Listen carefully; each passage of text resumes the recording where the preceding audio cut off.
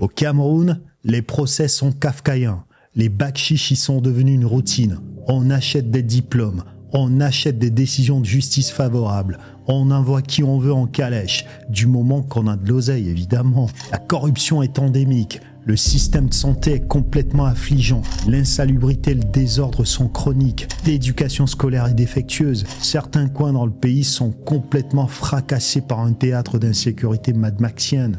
Le tribalisme est latent au Cameroun, les infrastructures sont boiteuses. Dans certaines agglomérations, l'électricité est approximative et arbitraire. L'eau est infecte, le système du réseau d'égout est pathétique.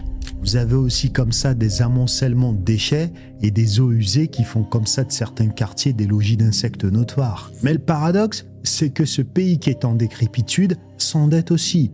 Pire, il enregistre très souvent des retards de paiement de sa dette au FMI, tandis que son autocrate mène comme ça une vie faste et d'opulence avec ses proches. Le pays est donc en ruine, avec un despote qui tient les rênes depuis 1982. Oui, ça fait 42 balais que le Cameroun a le plus vieux dirigeant en exercice au monde. 42 ans que ce pays est éteint, et dans Internet, vous avez des Camerounais qui s'en vantent même. C'est incroyable. Le pays est rempli comme ça de gens égoïstes qui ne songent qu'à leurs intérêts personnels, et tant pis si le chaos est autour d'eux.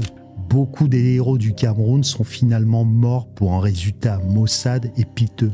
Vous savez, les Spartiates avaient une détermination et un courage qui ont fait trembler comme ça leur adversaire. Les hommes politiques du Cameroun ont donc fait de ce pays une ruine sur tous les plans.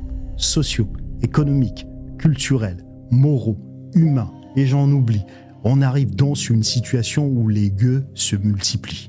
Et avec la proximité virtuelle que nous avons dans les réseaux sociaux, les bêtises viennent plus vite à nos portes avec des gens qui défendent et rationalisent en plus l'abrutissement et les frustrations qui les soulageront.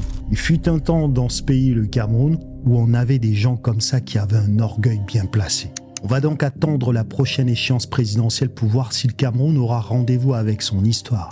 Je pense qu'il est venu le temps de s'arrêter, de prendre des risques, d'accepter les critiques, même les plus âpres à notre égard, pour qu'on puisse enfin devenir excellent. Nos prédécesseurs seront ravis de savoir que le Cameroun est aujourd'hui au diapason. Soyez à la hauteur. Ciao.